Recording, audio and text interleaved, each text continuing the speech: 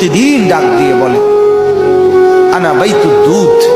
প্রত্যেকের কবর প্রত্যেককে ডেকে বলে, ও আল্লাহর বান্দা, জানো আমি পোকামাকড়ের ঘর, পোকামাকড়ের ঘর। তুমি তো সেই বান্দা যে একটা মশা কানের পাশ দিয়ে উড়ে গেলে তোমার ঘুম বন্ধ হয়ে যায়, চোখ মিলে যায়। একটা মশার গুনগুন আওয়াজ সহ্য করতে পারো না। একবার কয়েল, একবার অ্যারোসোল, একবার মশারি, এরপরেও তুমি চাও যে একটা মশাও যেন আমার কানের কাছে গুনগুন না করে।